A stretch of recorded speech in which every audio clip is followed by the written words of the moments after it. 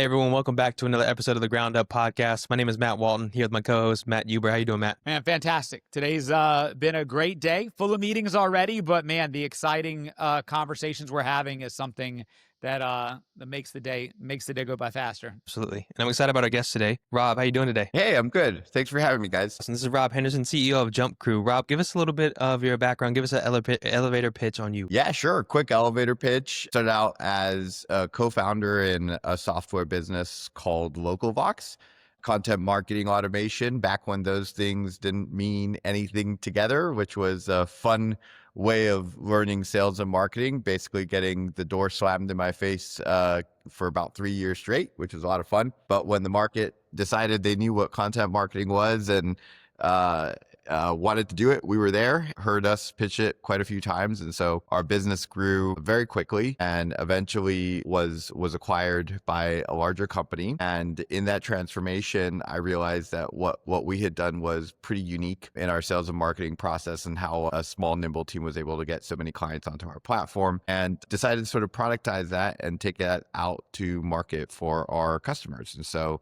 that's what Jump Crew's about. Spent the last 8 or so years building this business that serves the who's who of world-class companies in providing them with more new customers using a bit of a unique set of strategies that hopefully we'll have a minute to get into today. Well, I want to take it back just a little bit because I'm always interested in how people get into entrepreneurship. I know I read from Natalia, who you met with beforehand, who gave us a little background on you, and you kind of had two options, right? Was it going to a really nice paying job, or to go the co-founder route and start a business up yourself? And so I want to know, like, your thought process back then.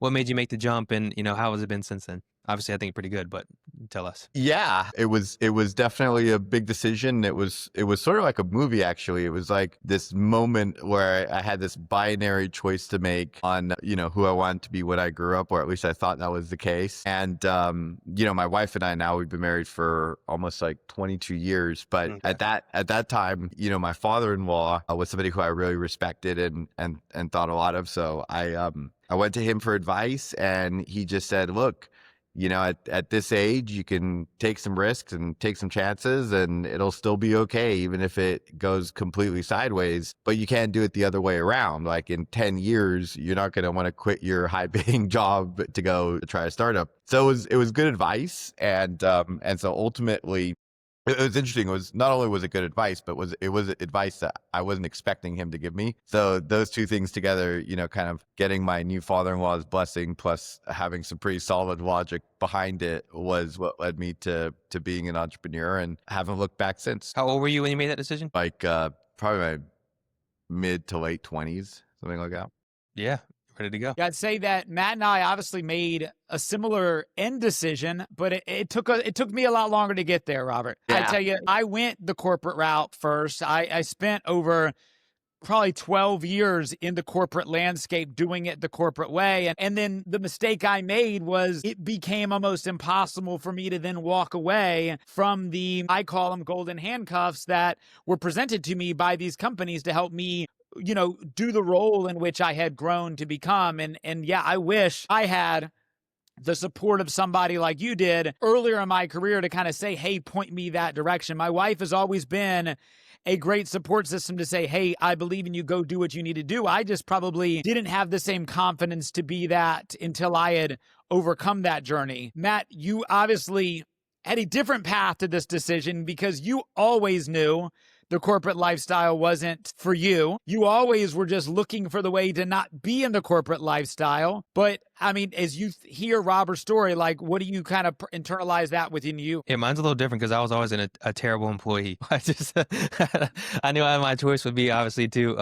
start a business. I always tried a bunch of different things. I was a guy who was just always, let me try, day trading, let me try Amazon, drop shipping, let me try anything I possibly, marketing companies, anything I could to just get out of the corporate world. And so I just knew that, what I needed to do is what I really wanted to do was work for myself, and had the freedom to make the choices I wanted to make. And yeah, I didn't have the option like you had, Rob, which was either a high paying job or start something on your own. Mine was like, all right, I'm gonna start something on my own because I need to get this going. You had option A, B, and C, start something on your own. Yeah.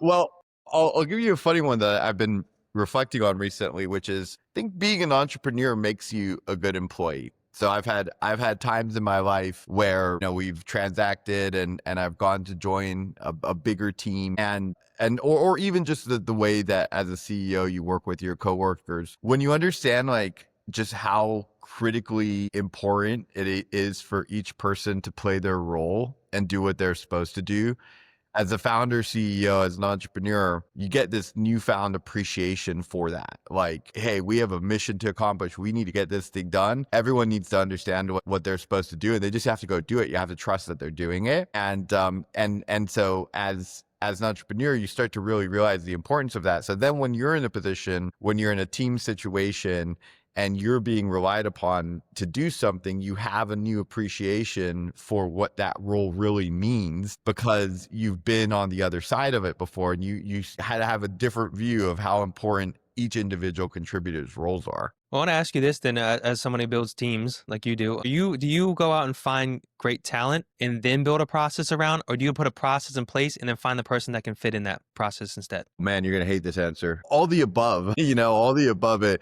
really depends on what it is and what stage in the company we're at. I've been 3 people sitting in a basement, and the way that you do that is very different. When you're 3 people, you just go out and find the best possible talent that you can to help you grow a business. Once you get to probably past, I don't know, 250, 300 people, the business starts to have its own requirements that are sort of a life of its own. Like, these things must happen for us to continue to grow and be a viable business. And then there are a set of requirements that an individual sort of has to fit into, and not necessarily that they won't make them their own or change things, but you can't, as a larger company, sort of freelance as much as you used to anymore, because that will create bottlenecks and problems for a larger company. It's interesting because I think Matt and I are at the evolution, I would say maybe phase 2 or phase 3. I don't know what phase we would consider our business to be in, but we started our joint venture together about 1.5 years ago, when we started with a very small group of people who had worked with me in the past in previous worlds. Matt brought his experience, I brought my experience, but then we brought a few people. We now are at a point where we have about 80 total employees that currently work with us, and we're making that evolution because we're evolving past our 2 specific areas of specialization to now we're growing into areas that we don't have specialization in. They're growing into areas of a world of marketing that Matt or I are not marketing experts by any means. We're growing in a world of innovation around AI and where innovation's leading, and we're not experts in that. So we've always had the mindset of hire entry level and then develop people. And that's been our foundational key, which is we have a process. We hire people that can fit certain personality traits and then develop them to be our leaders. And it's been incredibly successful in a short period of time for us to scale people that we need to be able to scale. But now we're entering in a world that we don't know. And now we're having to bring in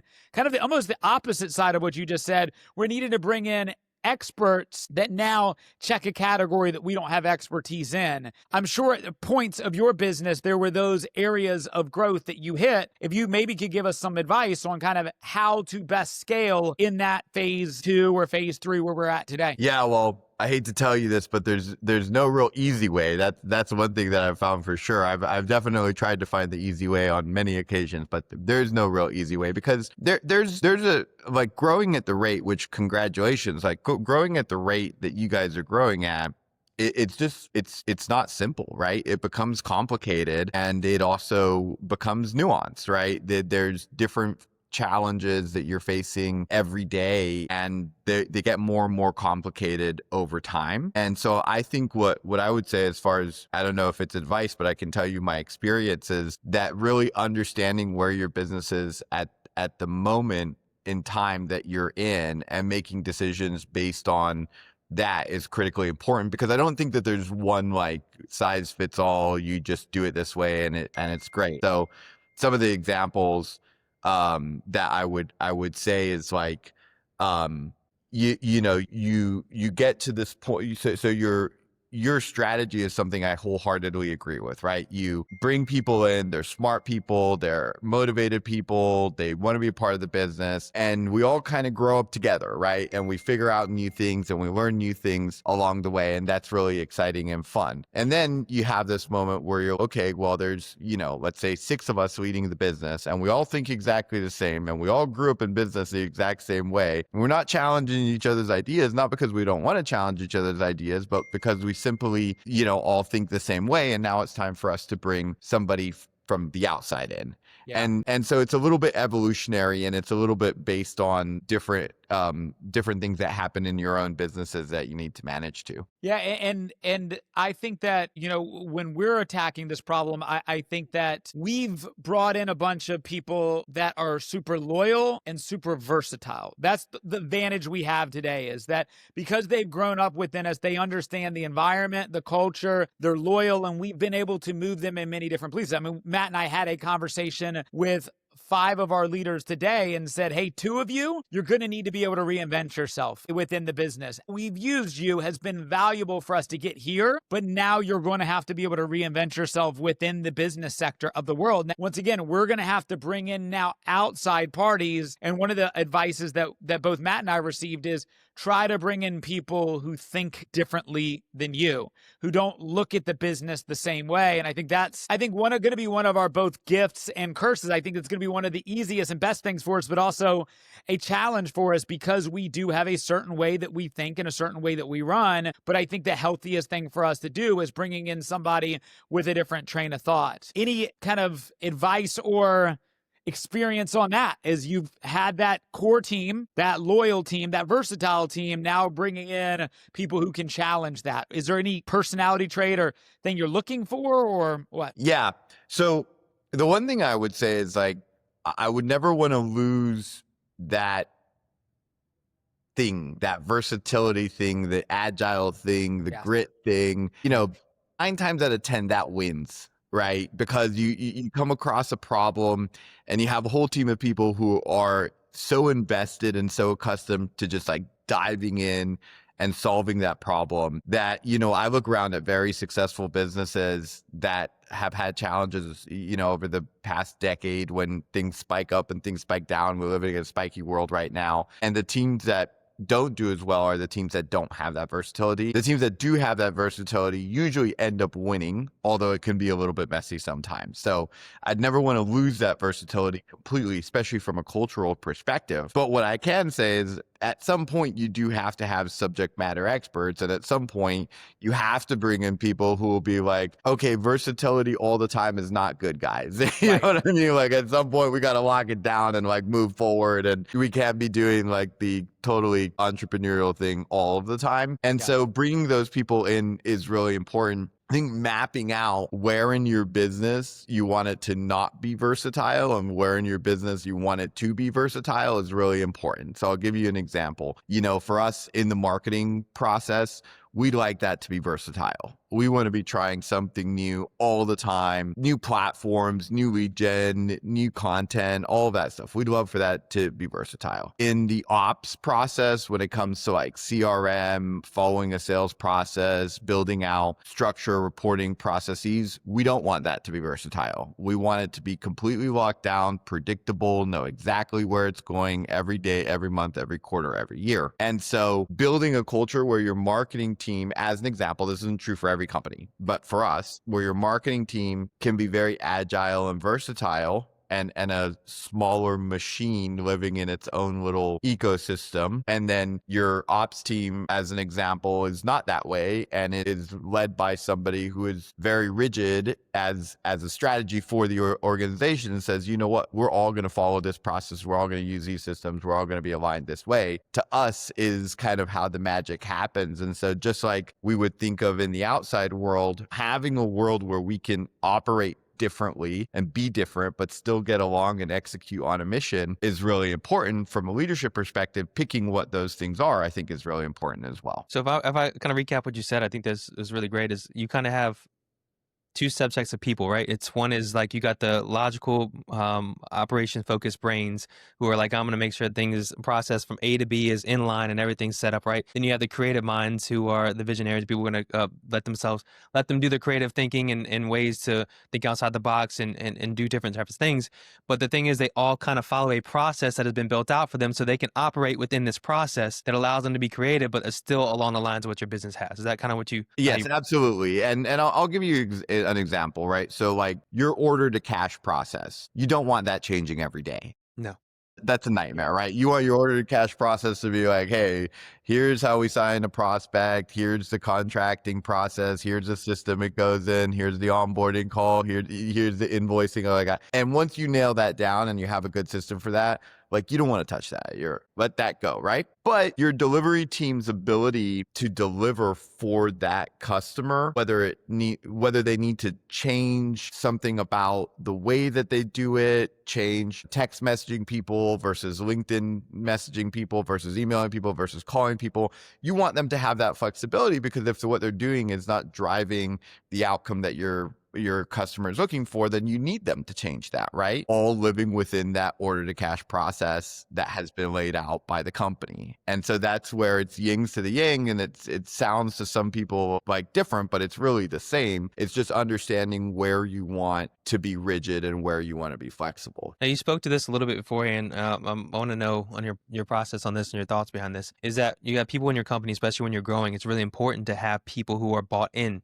to the mission and like, this is your role and this is how important your role is and this is what needs to get done. As you grow to a big company like you are now, how do you keep that importance for all of your employees across that and keep that going with them? Because I feel like it's got to get lost sometime when you have thousands of employees in your business. And how do you make sure that everyone has their task, their purpose, their plan, and everything within your business to help it grow? Well, that's definitely not easy, right? Yeah. You find that everyone wants to say that everything is easy, but it's not, and you have to really be thoughtful about it.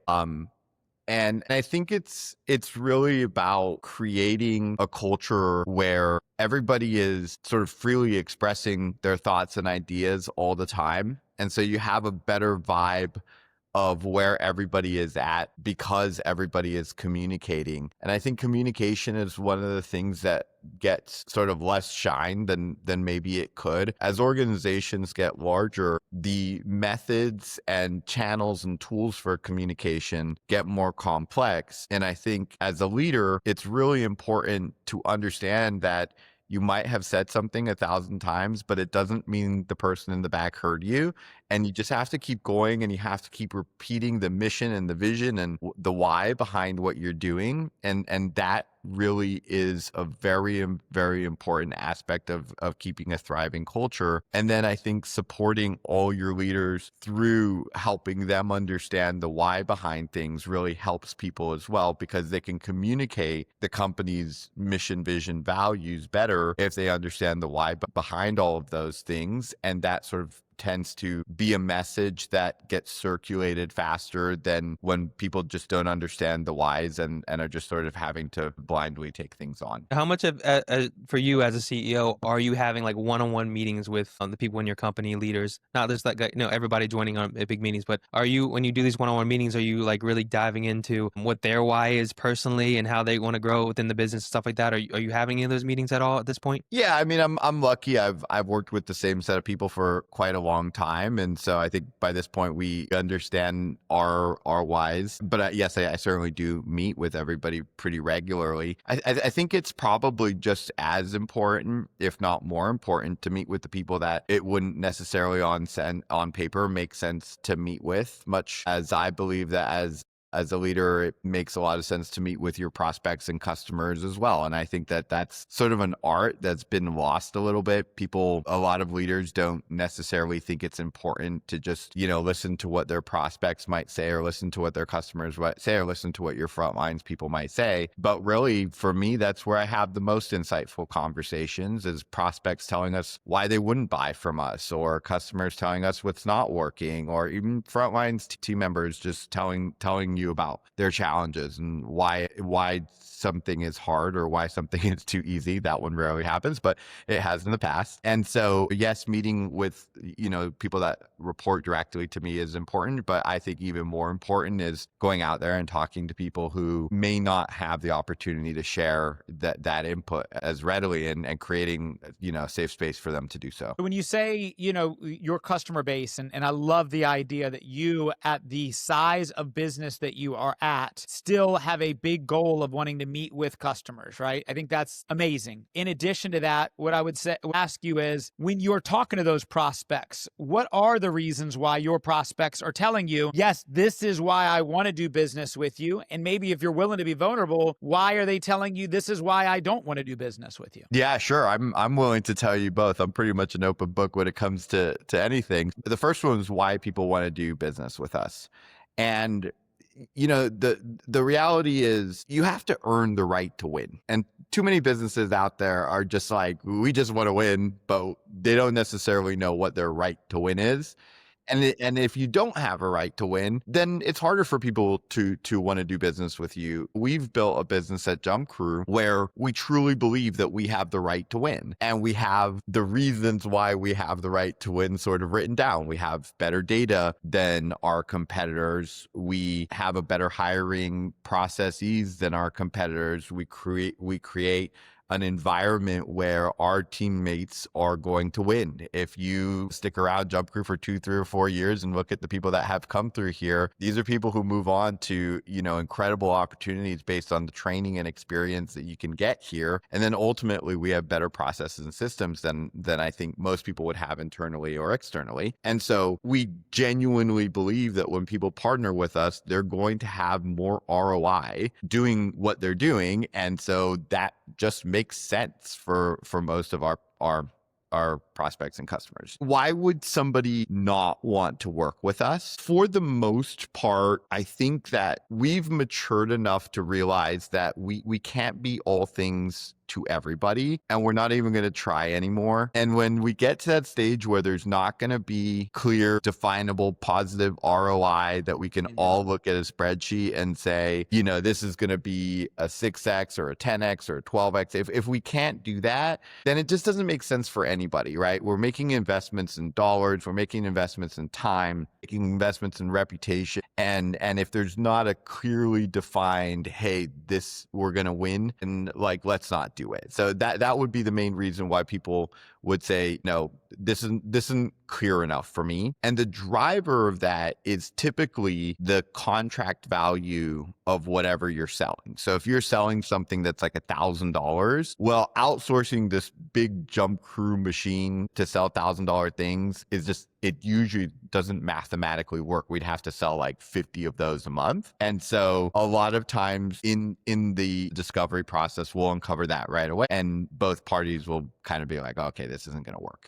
And look, what you just said is something that Matt and I have also evolved in with our business. When we first started offering our staffing solution, anybody who wanted to pay us, we would do it for you. All good. We'll do it. We'll figure it out, right? That was the first stage of us kind of doing it. Now, I would say Matt and I probably turn down more customers than we accept because we're not looking for every customer. We're looking for the customers, to your point, that we could truly make a difference in. And so it just adjusts our marketing approach to who we are trying to get in front of, that we have an opportunity to talk to, so that we are leaving everybody that we talk to qualified and with a good taste in their mouth. Matt, as we've made that evolution and you hear him kind of talk through that process, I think it really resonates to where our business is today, which is that qualifying side of it and realizing we're not for everybody. We don't want to be for everybody. We are probably better off for us and for the customers when we're selective. What do you think about that, Matt? Yeah, I mean, as you were talking, Rob, I was like,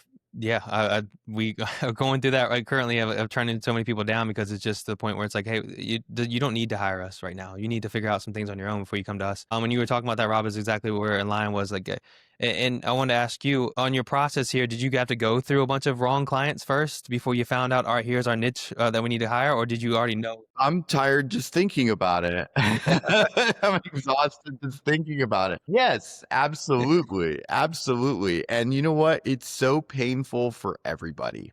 It's Yeah. just so painful for everybody. And look, I think what you guys were saying, we all come into it with good intentions, right? There's never a time when we looked at something and said, "Oh, this isn't going to work, but we're going to do it anyway." It was always like, "Oh, we're going to make it work. We're going to try our hardest, and we're going to, roll up our sleeves, and we're going to figure something out." And then over time, you kind of realize that, you know what? If somebody's coming to you saying that they've tried to, just in our world, as an example, sell this product for 3 years and it's not working, but they think if they give it to you, all of a sudden it's going to work in 3 months. It's probably not the case. And there's so many reasons why, right? What's the competition? How much do they sell it for?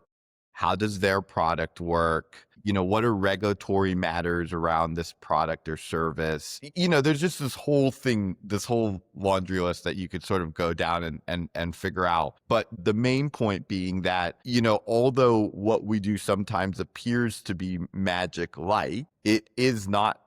It's not magic, right? You have to have a right to win, and you have to have a right to win in each category for a reason. And so there's no like fairy dust that you can just put on something and make it work. And I honestly think that that's true for every single business. And sometimes businesses just don't have the discipline to figure that out. But certainly over the last couple of years for us, we matured to a stage where we just started saying like, no, we're going to hone in on what we're really good at. And the interesting part is we got so much better at it because now all of a sudden we're spending our time on what we're really good at. And the quick analogy, it's like sports, right? Like if you try to play 7 sports at the same time, you're not going to be good at any of them. But if you invest that same time into playing 1 or 2 sports, you'll probably be pretty good at those.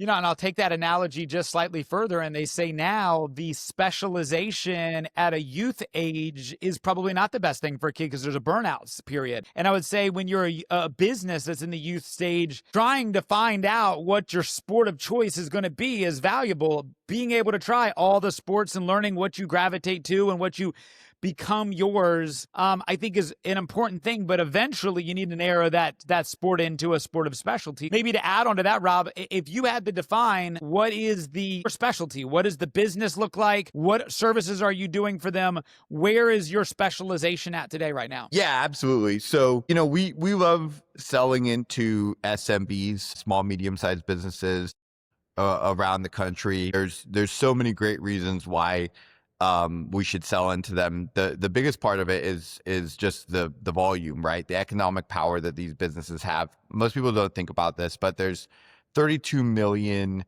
businesses in the US that fit into that sort of independent, small, medium-sized business category. They drive about $5.9 trillion of economic power, meaning that, a huge chunk of our GDP is coming from the dry cleaner, car dealership, the doctor's office. It's a huge amount of economic power. They tend to need explanation and support on a lot of issues. So if you think about running a 20 or 30 person company, your car wash, your dry cleaner, whatever, you don't have a dedicated person in HR. You don't have a dedicated person in finance. You don't have a dedicated person in marketing. They all kind of do everything. And so you need a little bit more product experts that can really support very specific things for those businesses.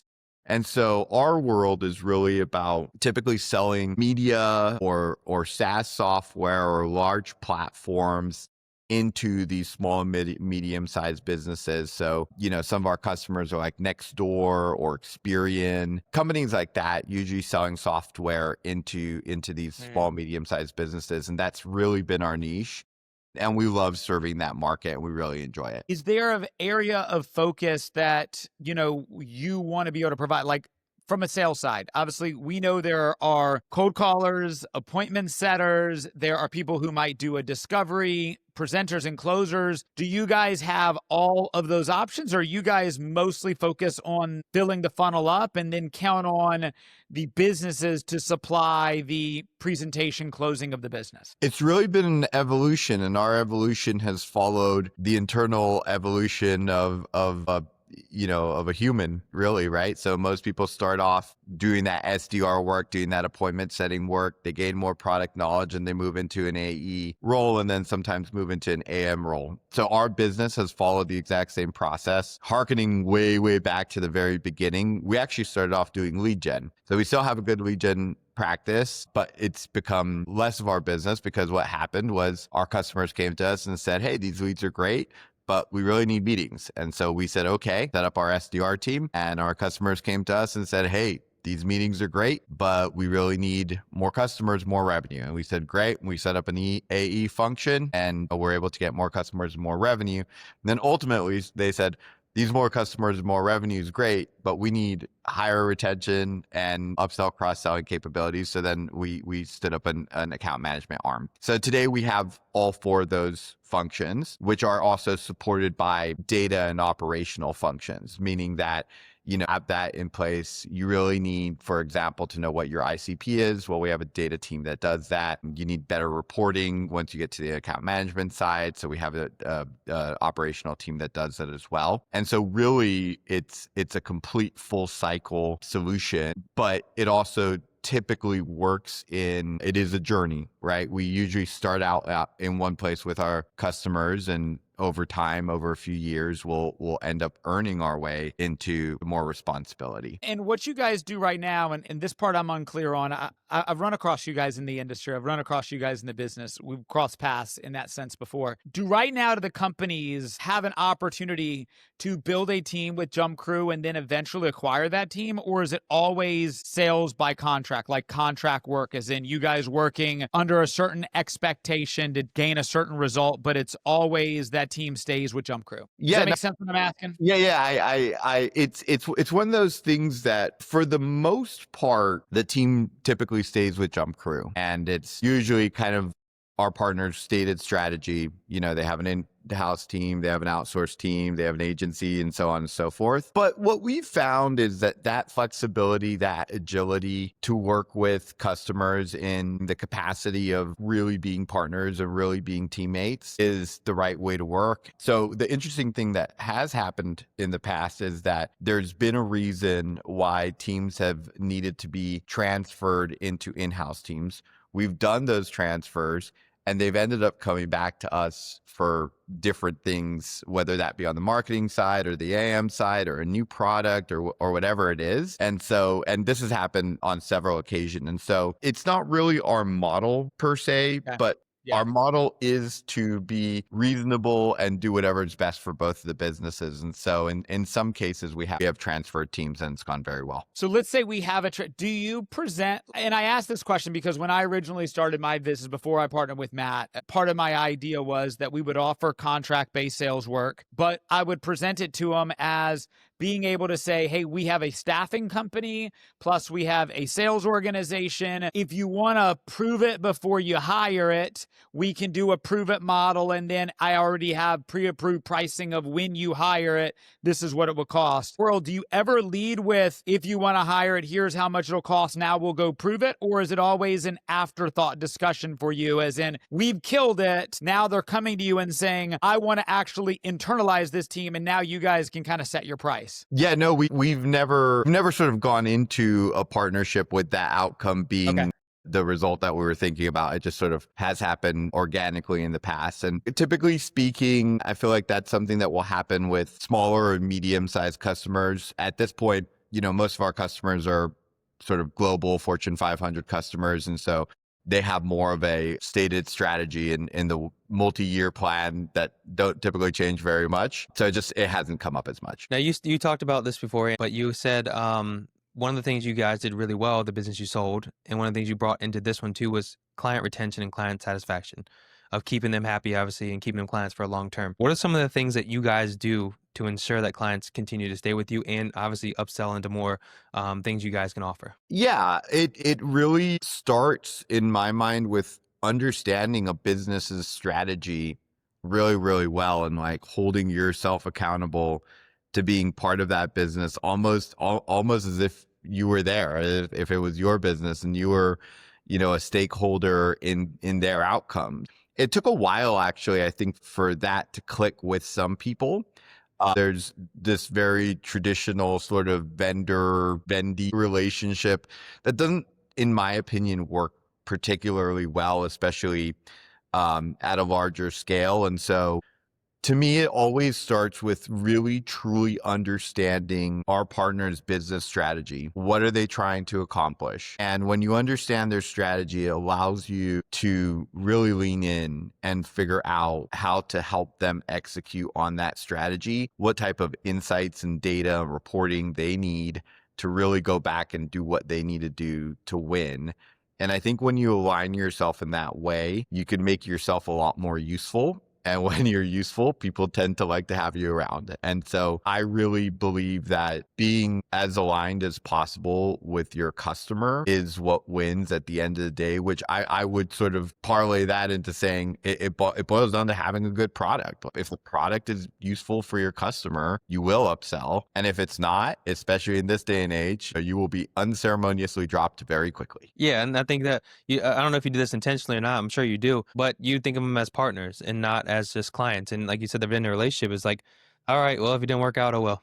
I got my money for the contract. It was great. Now I'll move on to the next person. But you're like, oh, I want to be invested in this business with you, and I want to make sure that your business is successful and help you get to that point as if I'm an employee or a part of your business at the same time. I think intentionally, you guys probably do that in order to work with your clients a little better. Now, with this next, obviously, transition here is going on. It's happening in the world today, whether we like it or not. It's AI, and it's coming, and it's here, and it's getting bigger and bigger. Are you guys utilizing that a lot within your business, or are you guys making a change to that within your business here soon, or have you thought about that at all? I'm sure you have. Yeah, a good sales and marketer has been using some form of AI for the last 20 years. And the fact that we're calling it a different thing or using it in different ways, or the fact that it's, the speed at which it's learning has increased over the past 2 or 3 years has not changed the fact that the concepts have been around for a very long time. And we should have all been using and utilizing them. And today there's just a greater opportunity for us to use and utilize them, right? So just like as an example, using Meta Google ads to build lookalike audiences for your business using your best customers and only driving leads that way is something that is essentially, whether it was algorithmic or machine learning or now AI, the punchline was the same. You could do it, and you've been able to do that really, really well for the last 5 years. And now with AI, people are like, hey, did you know that you could do this thing where you pick out your best customers and then you build content around that and you launch ads on Meta about that using AI? Now you're going to get these leads. And it's like, yes, it's true. It's a lot better now, but you've been able to do that for 5 years. So these are concepts that, all of us should have been leaning into for a while, but now there's more content and more information about it. So I think more people are leaning into it. And frankly, I'm very happy about that. So let me maybe ask the same question, but in a slightly different way, because I love the answer that you got. I love how you digested the question that he asked, because Matt and I, when he's asking about AI, what we're thinking about in AI, which is in our opinion, the natural progression away from utilization of people to have to be the driver of the work. What Matt and I anticipate is that in the next 12 months, AI will be able to do everything that your current jump crew is being able to do. Now, what it won't be able to do without you and your team is be able to duplicate what Jump Crew does. But in regards to sounding like your reps, acting like your reps, saying what your reps say and doing what they do, I anticipate in the next 12 months, if not sooner, that could be completely replaceable on the SDR side, the customer service side, definitely inbound lead management side. So around that, I assume your business is also anticipating the potential of being able to know that that is a capability and a possibility. Where does Jump Crew currently stand in regards to the utilization of AI as staff instead of people? Yeah, I think that's a great question. And then it really starts having to do with, was the motion itself necessary in the first place if it's so easily replaceable? And so if you think about like super low impact transactions, did you mean to spend $12 on that credit card or not? that's probably going to get replaced pretty quickly, right? I've forgotten my password. You don't need to call somebody for that. Like a salesperson doesn't need to pick up that call. That'll get replaced pretty quickly. When I talk about having the right customers and I talk about the right ICP, we're not in that world. We're talking about a business that needs to sign up for a payroll system to make sure that 100 of their coworkers are going to get paid properly next Friday and in the future, and they're going to have some pretty complicated questions about why you're different than your other 50 competitors doing that. Sure. And that's a nuanced conversation that requires humans to do at this point. And so I think when we've always thought that what we're doing is more of the slightly complex work, especially when you're talking about selling business to business, as opposed to the super transactional work that is more, in my mind, probably more on the B2C side. Having said that, in some period of time, we will transition to AI for everything, as you say, and the more complex stuff will take longer and the more transactional stuff will take shorter. And so really, though, the way that I think about it is it will be more of a force multiplier for the right companies than it will be a replacement for you. Meaning that if I could have one salesperson driving 20 machines, making sure that the quality was good, making sure that they can barge into calls if they need to, if something's going off the rails, making sure that the follow-up sequences are working the right way, and that everything, being the engineers of the bot, so to speak. I think that that's where the future will go. And so the training and development around how we use AI over the next couple of years is really what will be paramount, because at some point there will need to be a cutover from where it's mainly humans doing it to where it's mainly AI doing it. I know I kind of went off the rails a little bit No, there. I think No, you're yeah. exactly right. I think Matt and I's forecast on that is very similar to yours. I think that the SDR based roles, selling appointments, BDC style roles. I run a outsourced BDC. I run an outsourced SDR team. I think that in a lot of cases, the conversations are not so complex that those can't at least be supplemented pretty drastically with AI agents. Yeah, and I with the think AI, that I mean, it's with the employees that especially at big companies like that. It's like the AI doesn't get sick. It doesn't take days off. It doesn't, it'll answer at all times of the night when somebody at midnight in our world here it submits a lead on our ad at midnight, and we're not going to call them at midnight or 1 o'clock in the morning, but the AI can literally have a conversation with them, and we wake up in the morning and we look at our CRM and there's a lead ready to close. It's going to take a lot of that process up, and then we think, where we staff a lot of our people across the entire world. I feel bad for a lot of these other countries that's kind of their export right now is people that can work like the Philippines and come in and handle a lot of different things like that, where VAs can just be replaced because now all that low level work is gone. The AI can do that better, and at a fraction of the cost. But like you were saying, Rob, is that the need is going to be for the high level people that can have the complex conversations and get the closings done. And that when the AI does all the work, the background work that a sales rep would normally have to do and take up hours of their day doing is now taken care of for it. And now you have less reps closing more deals because all that work is taken care of. And that's kind of where we see everything going and being there very, very fast. Yeah, and I think the main thing about all of this is that I think that a lot of people have a fear of it where we really shouldn't have a fear of it. Technology and innovation has always been good for us. And if you look back over the last 100 years, whether it's introducing the automobile versus riding on horses or a plane versus crossing the ocean. These are things that people historically have had fear of. When time passes on, we see that these are just better tools for humans. Mm-hmm. And so I personally think that these things will result in better experiences for us and being able to spend more time on quality interactions, and that it will be a migration. But I definitely don't think it's anything we should be scared of. Yeah, I mean, if you look at all of the innovation, originally there was probably a little fear around the access to the cell phone. There's fear around, Internet. access to a lot of the different things that we now have grown grown to become accustomed to. I mean, look at like a company like Uber and Amazon. I mean, you think of Uber like when I was growing up, you never get in a car with a stranger. Now you literally summons a stranger to your property and say, hey, I need to get in your car, right? Now, there was a period where that was crazy that we would do it, but because of convenience, we've now evolved into that. Amazon being able to replace 90% of a lot of people's shopping habits is in, I don't need to get and go to the mall because everything I would want to get at the mall, I can buy at Amazon, and the next day they'll deliver it to my front door. And it's that simple, and it's probably cheaper to do it that way. So I think when you create convenience along with innovation, I think those things are inevitable. I think there are different industries that'll be slower. I come from the automotive industry. I know that automotive will be significantly slower than other industries just because they are slower to react than other industries are. But like in a world where Matt and I are in the real estate side, they have zero hesitation around AI.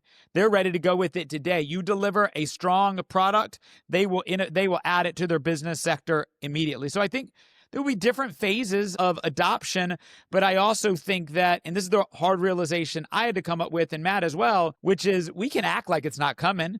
We can just continue to run our business the way it is, leveraging people and staffing and developing people and homegrown leaders, which is what we are our passions to do. But the reality is AI is coming, and we either need to get on board and learn it and understand it so that we can have that as a tool to us, or we can ignore it and eventually it'll swallow us. Is kind of our thought process. Couldn't agree with you more. And leaning into innovation, leaning into the future is always fun, and it tends to work out better than hoping that the future doesn't come, which is very unlikely. Yeah. And I think that people like you, Rob, I think that, and this is the other part that goes into like the business side of people who are maybe not leaning into it, is you still have a natural and inherent advantage because the difference in the AI will be who programs the AI to do what you program the AI to do, just like you're doing within your business. The difference between Jump Crew and every other company that is your competition is not what you do, but it's the execution of how you do it. And the AI will work in the same way. The ability of people to execute the capabilities of it will be the differentiator and will make the difference in regards to who's able to stand out than others. Yeah, absolutely. And I could spend the next 2 hours on here talking to you guys about how we've been able to leverage AI. But it would actually blow your minds. And it is such a powerful tool when you have a lot of data and when you understand how to use the data, which fortunately for us, we have. And so again, kind of going to the beginning, like we've been on this train of how we do this basically since we started, and the way that we talk about it and the things that we call it have changed, but the concepts really with automation have been the same and consistent over time. And so we continue to lean into those concepts, which is how do we automate things more and how do we make things better? Absolutely. So speaking of the future here, I'm curious to know what the plan is for Jump Crew over the next 5 years and what you guys plan on doing with the company. Yeah, we go back to that right to win thing, right? Like that's probably the most important thing for us. Building a product and a service that is best in class and truly stands the test of time. And so when we think about things like that, it goes back to AI. You know, how do we use AI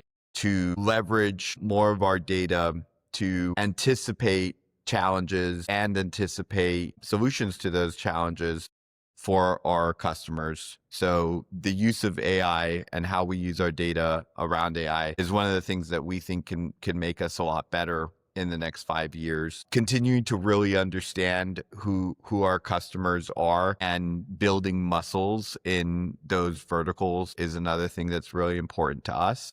And then this, what we think of as the infinity loop is, how can we constantly put ourselves in a position where we're helping businesses get new customers, we're helping businesses upsell and retain those customers, and then we're ultimately helping those businesses recover lost customers in the future and just keeping the infinity loop of revenue going. That's what we're really excited about. And thus far we've had a lot of fun doing it, but we really want to be a solution to companies who are targeting this SMB market and trying to grow their businesses. Awesome. Well, and to be respectful of your hour here, we're up at about time here, so I'll make sure we get out of here. Is there anything you want to say about how people can reach out to you, your company, how they can get a hold of you guys to see more about what you're doing, potentially sign up and have them help you guys out?